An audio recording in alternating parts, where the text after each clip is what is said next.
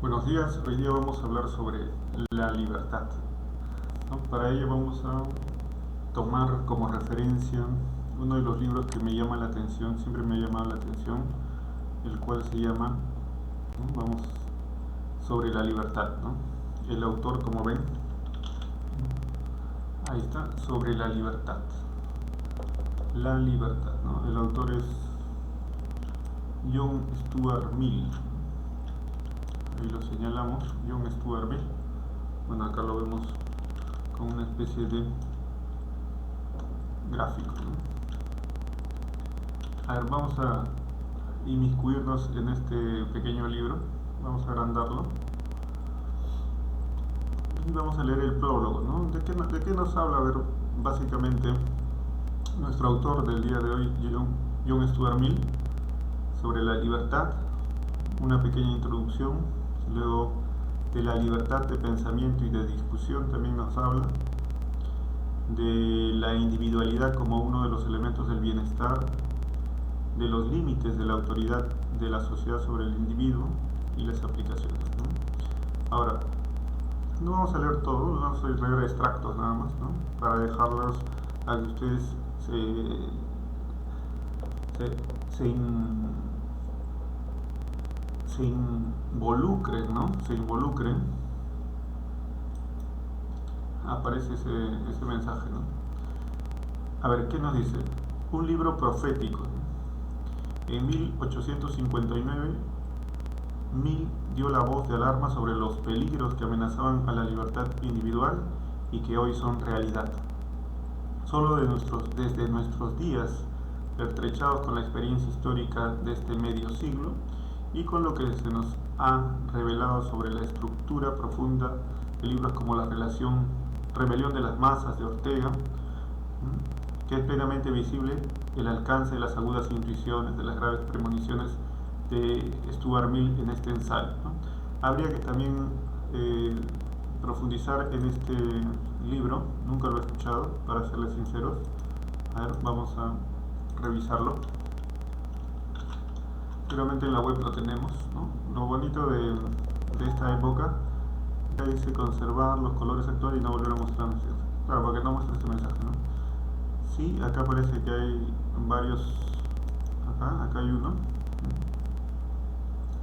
Eh, Juan Ortega y Gasset, ¿no? La rebelión de las masas. No lo había escuchado, lo vamos a profundizar, pero lo dejamos ahí en vitrina. Es corto también, La rebelión de las masas, dice, ¿no? Así está, La rebelión de las masas. Claro, es bueno leer todo tipo de artículos, ¿no? De índole, y los autores son Ortega y Gasset. Ortega y Gasset. Ya, pero volvamos a lo nuestro, lo dejamos ahí como, ¿no? Ya miren, para esos tiempos, 1859, estamos hablando de básicamente 1859, es bastante, ¿no? Bastante. A ver, 2020 menos 1859, ¿no? Aproximadamente 161 años, ¿no? Más de 160 años, ¿no? Vamos a hablar sobre el prólogo y vamos a hacer nuestros comentarios. El ensayo sobre la libertad es quizá, con el utilitarismo, la obra más divulgada de Stuart Mill, ¿no? Que también sería otra obra que tenemos que leer. Era también la que su autor tenía en mayor estima, ¿no? Junto con la lógica, ¿no? Sobrevivirá probablemente a todas mis obras con la posible excepción de la lógica, nos dice, ¿no? En su autobiografía. Entonces, hay autores que tienen tres o más obras que respaldan ellos mismos, ¿no?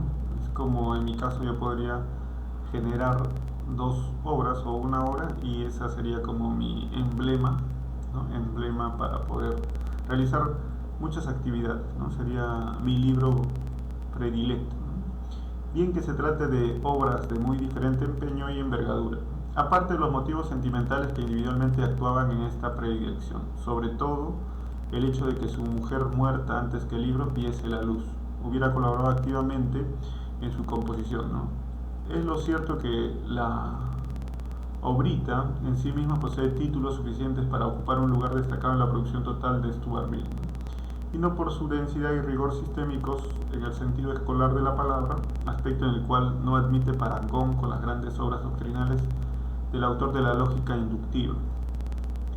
La libertad es un ensayo y está expuesto en forma popular, aunque según confesión de su autor ninguno de sus escritos hubiese sido tan cuidadosamente compuesto y tan perseverantemente corregido, ¿no? O sea, quiere decir que le ha dado mucho tiempo este libro, ¿no? Y ya después de muchas experiencias seguramente, ¿no? Habría que profundizar en la biografía de Stuart Mill, ¿no? Sino con la previdente acuidad con que ella se tocan puntos vivísimos de la sensibilidad contemporánea, o sea, nuestra época. El tema mismo que da nombre al libro alude a una de las grandes ideas motoras de toda la historia del hombre de Occidente y muy especialmente de su edad moderna, idea que culmina en el siglo XIX con ese amplio enfervorizamiento que Benedetto Croce pudo llamar la religión de la libertad, ¿no? Suena bonito, la religión de la libertad.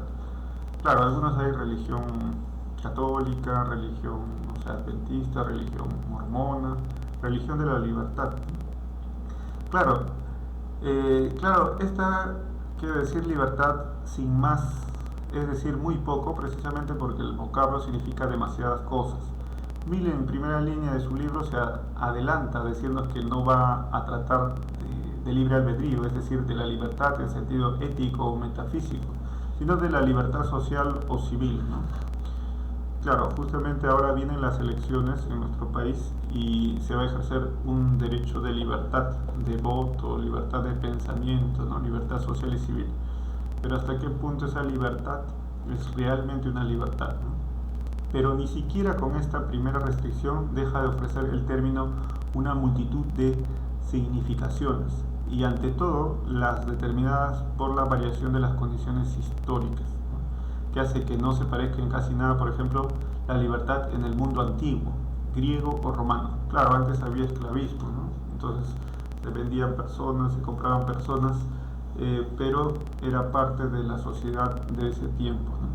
A lo que el hombre moderno ha entendido por tal, ¿no? Ahora no hemos visto ello, pero hay otro tipo de recortamiento de derechos, ¿no? Que podría entenderse como el trabajo. ¿Hasta qué punto es el límite entre la libertad y el trabajo y la esclavitud también, ¿no? Véase sobre este punto el lúcido examen de Ortega hacia las libertades ciceronianas, ¿no? La libertas ciceroniana, ¿no? De Cicerón, ¿no? Ciceroniana, en el Imperio Romano y en sus apéndices, ¿no? Libertas y vida como corno, libertad y vida como adaptación, ¿no?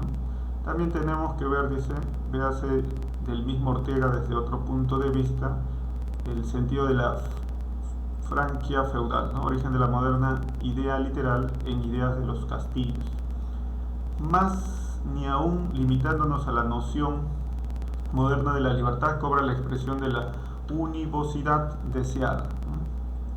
Desde el último tercio del siglo XVIII y superlativamente a lo largo del XIX, habla el hombre europeo en todos los tonos y a propósito de todos los asuntos importantes tanto para la vida individual como para la convivencia política de libertad y libertades, ¿no? El singular y el plural aluden ya a una diferenciación clásica, sin que, sin embargo, estos términos, especialmente el singular, hayan dejado de expresar ideas, o más bien ideales, diversos y esencialmente cambiantes, ¿no? Ello es que en esta época la libertad vino a ser el sésamo, la palabra mágica capaz de abrir el corazón humano, ¿no? Las esclusas de todas las vehementes devociones, de todos los nobles enardecimientos. Por eso no solo habla de este hombre de libertad, sino lo que es importante, se mueve, actúa y hasta entrega la vida cuando es menester en aras de esta fabulosa deidad. Fabulosa por efecto, tanto por su capacidad de metamorfosis como por su sustancia ilusoria, puesto que siempre que el hombre ha creído apresarla y poseerla ya, se ha encontrado en la situación paradójica de necesitarla y solicitarla de nuevo.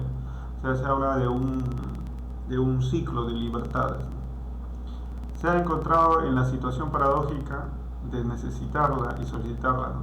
Y de ello no nos va a ofrecer una buena muestra el libro de Mill. Entiéndase bien, con esta afirmación no pretendo en manera alguna reducir el ideal de la libertad a pura quimera, ni empañar en lo más mínimo la nobilísima ejecutoria de su eficacia histórica. No se puede pensar, por ejemplo, que la libertad, y menos aún las libertades por las que los hombres de fines del siglo XVIII y de los del siglo XIX se esforzaron y lucharon con frecuencia heroicamente, fuesen vanas fantasmas sin contenido alguno real, ¿no?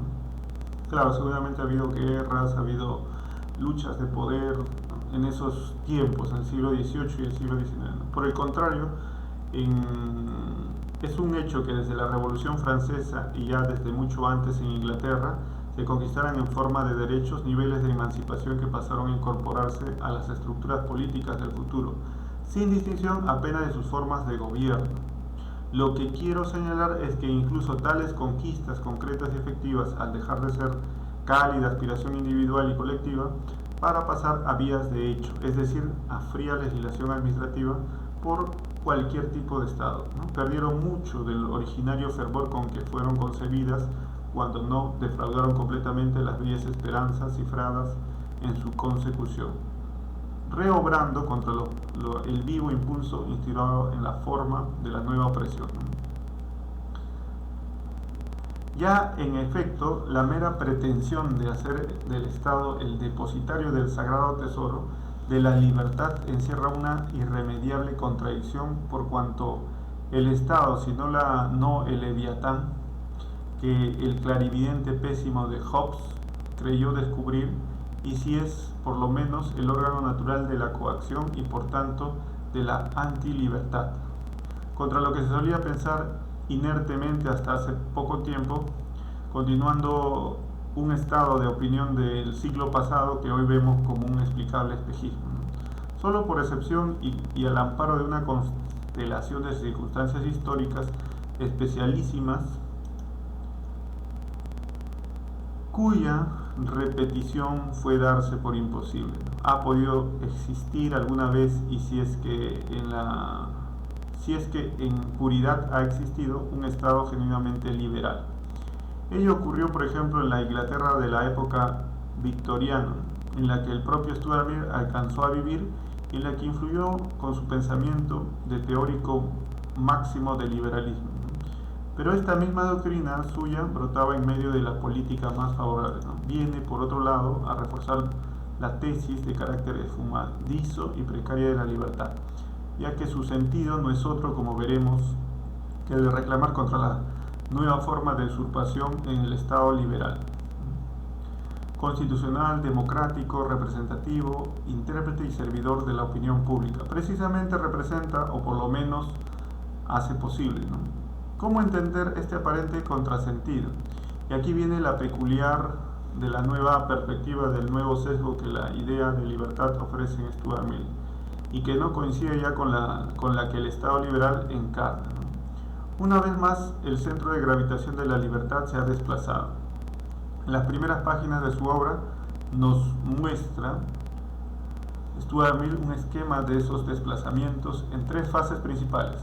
Durante mucho tiempo, desde la antigüedad, nos dice, se entendió por libertad la protección contra la tiranía de los gobernantes políticos, y en consecuencia el remedio consistía en asignar límites al poder. Para conseguirlo había dos caminos: uno, obtener el reconocimiento de ciertas inmunidades; el otro, la fecha más reciente, que consistía en el establecimiento de frenos constitucionales. La segunda fase se vincula a la instauración del principio democrático representativo. Un momento hubo en que los hombres cesaron de considerar como una necesidad natural el que sus gobernantes fuesen un poder independiente y tuviesen un interés opuesto al suyo. Les pareció mucho mejor que los diversos magistrados del Estado fuesen sus lugartenientes o delegados revocables y voluntad. Y entonces, naturalmente, no tuvo ya mucho sentido la limitación del poder. Lo que era preciso en ese nuevo momento del problema era que los gobernantes estuviesen identificados con el pueblo, que su interés y su voluntad fuesen el interés y la voluntad de la nación, ¿no?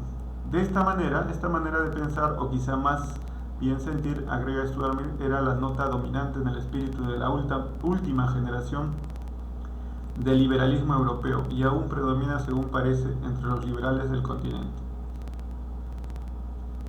Más he aquí convertido ya en la realidad el anhelado Estado democrático. Nuevamente se hace visible la necesidad de limitar el poder del gobierno sobre los individuos, aun cuando los gobernantes respondan de un modo regular ante la comunidad, o sea, ante el partido más fuerte de la comunidad. La larga experiencia democrática realizada prudentemente por Inglaterra y sobre todo la llevada a cabo con mayor pujanza e ímpetu juvenil por los Estados Unidos de América. El famoso libro de Tocqueville, ¿no? La democracia en América, influyó indudablemente en estas ideas de Stuart Mill. Pusieron de manifiesto que las frases como el gobierno de sí mismo, self-government, y el poder de los pueblos sobre ellos mismos, the power of the people over themselves, no expresar la verdad de las cosas. El pueblo que ejerce el poder no es siempre el pueblo sobre quien se ejerce, y el gobierno de sí mismo de que tanto se habla no es el gobierno de cada uno por sí, sino el de cada uno por todos los demás. Hay más. La voluntad del pueblo significa el sentido práctico, ¿no? La voluntad de la porción más numerosa y más activa del pueblo.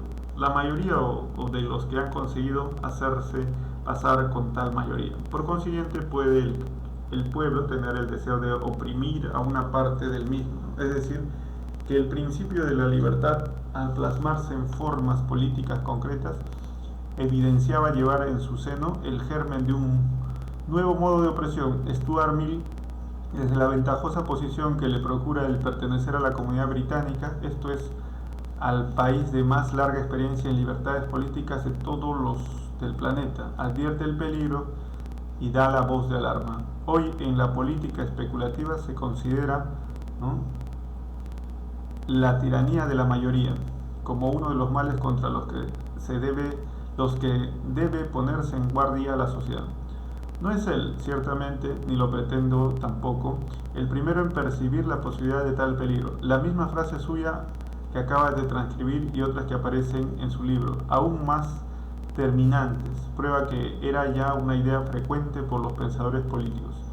En cualquier texto de filosofía o de historia política de la mitad del siglo XIX encontramos efectivamente constancia de la presencia de este problema, ¿no? Por ejemplo, ya en 1828, en la primera lección de su Historia de la Civilización en Europa, se pregunta Guizot, en una palabra, ¿la sociedad está hecha para servir al individuo o el individuo para servir a la sociedad?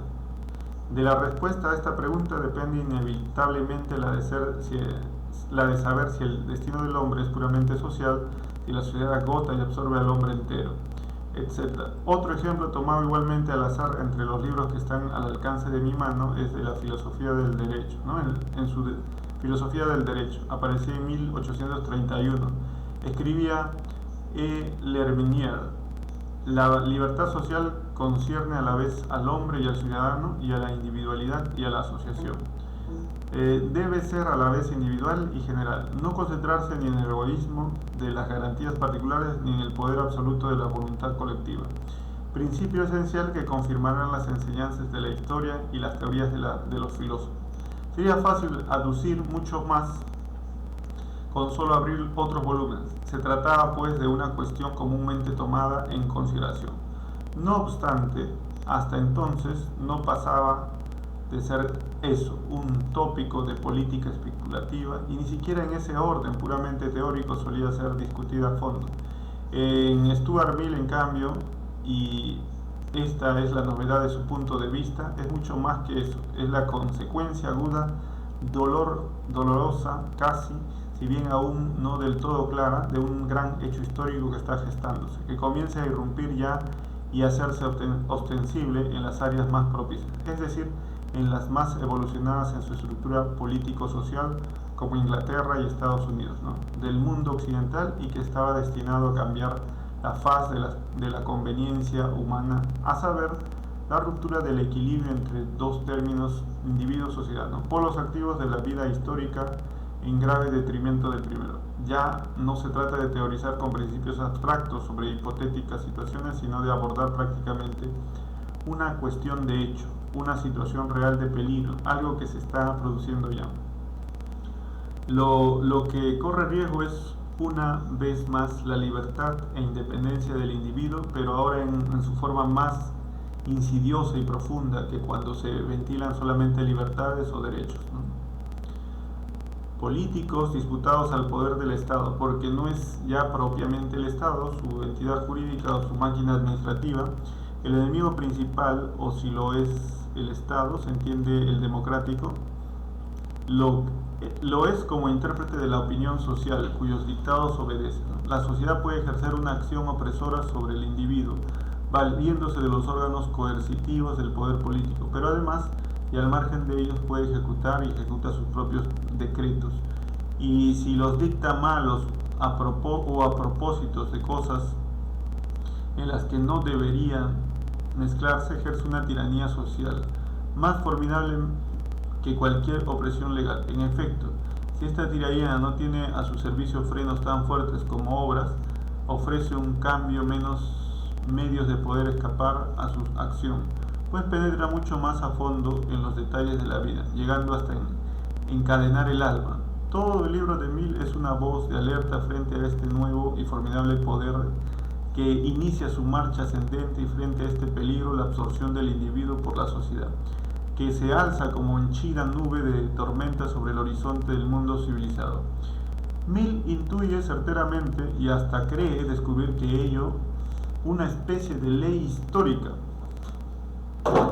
el signo creciente de esta absorción, y lo denuncia sin vacilaciones como el nuevo enemigo de la libertad. Ya no basta la protección contra la tiranía del magistrado, puesto que la sociedad tiene la tendencia, primero, de imponer sus ideas y sus costumbres como reglas de conducta a los que de ellas se apartan, por otros medios que el de las penas civiles. Segundo, de impedir el desenvolvimiento y, en cuanto sea posible, la formación de toda individualidad distinta, ¿no? Tercero, de obligar a todos los caracteres a modelarse por lo suyo propio. La cosa es grave porque todos los cambios que se suceden en el mundo producen el efecto de aumentar la fuerza de la sociedad y de disminuir el poder del individuo. Y la situación ha llegado a ser tal que la sociedad actual domina plenamente la individualidad, y el peligro que amenaza a la naturaleza humana ya no es el exceso, sino la falta de impulsiones y de preferencias personales. Cuando las libertades políticas elementales han dejado de ser cuestión, y como consecuencia de haber dejado de serlo, se levanta un nuevo poder, el de la mayoría, o para decirlo con palabra más propia y actual, que también emplea Mill, el de las masas, que representa un peligro más hondo en el Estado, puesto que ya no se limita a amenazar la libertad externa del individuo, sino que tiende a encadenar su alma, o lo que es equivalente a destruirlo interiormente como tal individuo. Ahora bien, todo lo que destruye la individualidad es despotismo, désele el nombre que se quiera, ¿no? La colectividad o la colectivización, ¿no? La socialización del hombre, y no es el aspecto económico naturalmente, sino el más radical de su espiritualidad. He ahí la sorda inminencia que rastrea Mill y ante la que yergue su mente avisor en haber centrado en ella el eje de su doctrina de la libertad. Estriba su indiscutible originalidad y lo que hace de su libro, por encima de todas las ideas parciales y ya definitivamente superadas que en él puedan aparecer, un documento todavía vivo, una saetilla mental que viene del pasado a clavarse en la carne misma de los angustiadores problemas de nuestro tiempo. Porque no vale engañarse, la libertad sigue formando parte esencialísima de nuestro patrimonio espiritual, sigue siendo uno de los pocos principios que el hombre de hoy aún mantiene vigente en su potencia ilusionadora. No podemos, aunque querramos, renunciar a ella, so pena de renunciar a nuestro mismo ser. Como dice Mill, no hay libertad de renunciar a la libertad. Necesitamos, es cierto, una nueva fórmula de ella, porque su centro de gravedad se ha desplazado otra vez. Pero por eso, justamente nos interesa conocer las actitudes del pasado ante semejantes desplazamientos y sobre todo aquellas que, como las de Mill, no son tan próximas que alcanzan ya a punzar en las zonas doloridas de nuestra sensibilidad. Leed los párrafos siguientes y juzgad si no hay en ellos un sutil presentimiento del hecho más importante de nuestros tiempos, ¿no?, cuyo pleno y luminoso diagnóstico en forma de doctrina orgánica no se realizó hasta el año 1930. En este libro impar entre los del siglo se llama La rebelión de las masas. Ahora los individuos, escribe Mill, se pierde en la multitud, ¿no? Se pierden en la multitud. En política es casi una tontería decir que la opinión pública gobierna actualmente el mundo. El único poder que merece este nombre es el de las masas o el de los gobiernos que se hacen órgano de las tendencias e impulsos de las masas. Y lo que es hoy en día una mayor novedad es que la masa no toma sus opiniones de altos dignatarios de la iglesia o del Estado, de algún jefe ostensible o de algún libro. La opinión se forma por hombres poco más o menos a su altura, quienes por medio de los periódicos se dirigen a ella o hablan en su nombre sobre la cuestión del momento.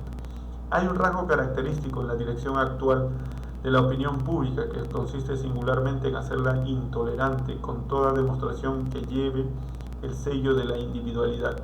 Los hombres carecen de gustos y deseos bastante vivos para arrastrarles a hacer nada extraordinario y por consiguiente no comprenden al que tiene dotes distintas. La clasificación entre estos seres extravagantes y desordenados está más dispuesto en que otras épocas a prescribir reglas generales de la conducta y a procurar reducir a cada uno al tipo aceptado. Y este tipo, dígase o no se diga, es el de no desear nada vivamente. Su ideal en materia de carácter es no tener carácter alguno marcado. En otros tiempos, los diversos rasgos, las diversas vecindades, los diversos oficios y profesiones vivían en lo que se pudiera llamarse mundos diferentes. Ahora viven todos en grado mayor en el mismo. Ahora, comparativamente hablando, leen las mismas cosas, escuchan las mismas cosas, ven las mismas cosas, van a los mismos sitios, tienen sus esperanzas y sus temores puestos en los mismos objetos. Tienen los mismos derechos, las mismas libertades y los mismos medios de reivindicarlos. Por grandes que sean las diferencias de posición que aún quedan, no son nada al lado de las que han desaparecido. Y la asimilación adelanta todos los días. Todos los cambios políticos del siglo la favorecen, puesto que todos tienden a elevar las clases bajas y a rebajar las clases elevadas.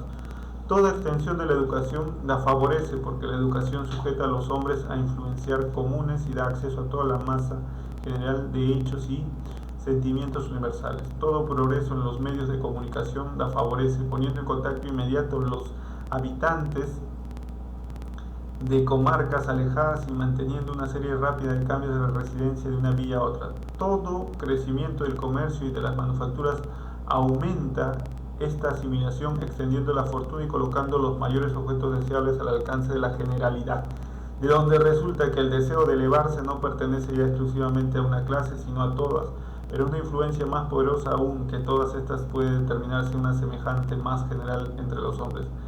Esta influencia es el establecimiento completo en este y otros países del ascendente de la opinión pública en el Estado. La reunión de todas estas causas forma una tan gran masa de influencias hostiles a la individualidad que no es posible calcular cómo podrá defenderse su terreno. ¿No? ¿Cómo podrá defender su terreno?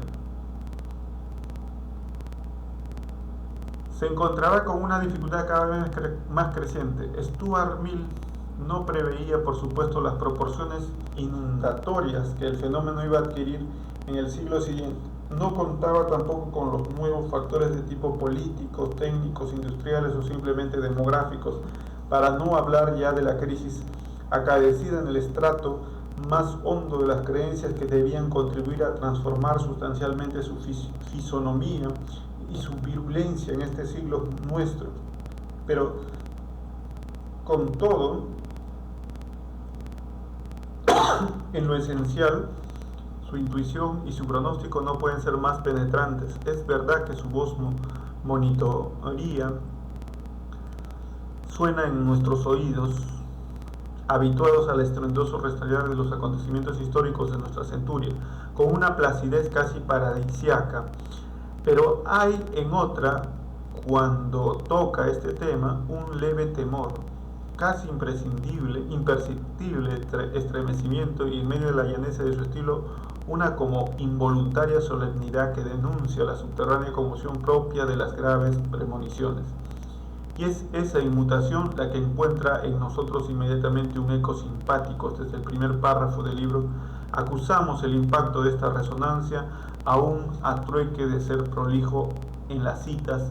No quiero dejar de reproducir aquí este párrafo por su carácter que yo no tendría inconveniente llamar profético, si no temiese el desmesuramiento de la expresión. El objetivo de este trabajo, comienza diciendo su autor, no es el libre arbitrio, sino la libertad social o civil, es decir, la naturaleza y los límites del poder que puede ejercer legítimamente la sociedad sobre el individuo, cuestión raramente planteada y casi nunca discutida en términos generales, pero que influye profundamente sobre las controversias prácticas del siglo por su presente o presencia latente y que sin duda alguna reclamará bien pronto la importancia que le corresponde como la cuestión vital del porvenir.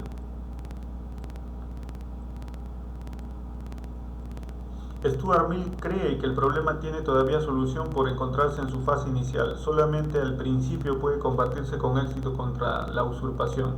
Y aquí es donde su ingenuidad y su buena fe liberal ponen en nuestros labios una sonrisa benevolente e irónica.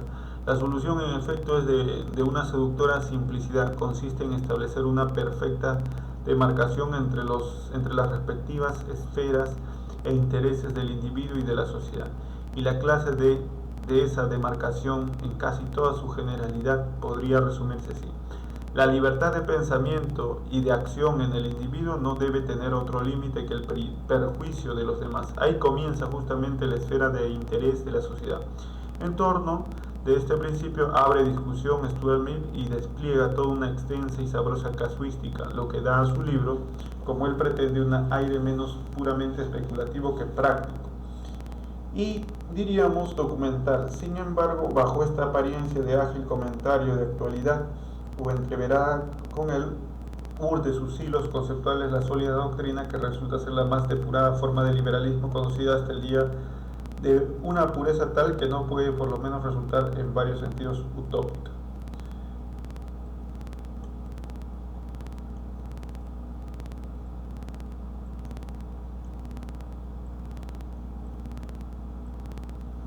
Claro, ahí comienza, ¿no? Bueno, lo vamos a continuar.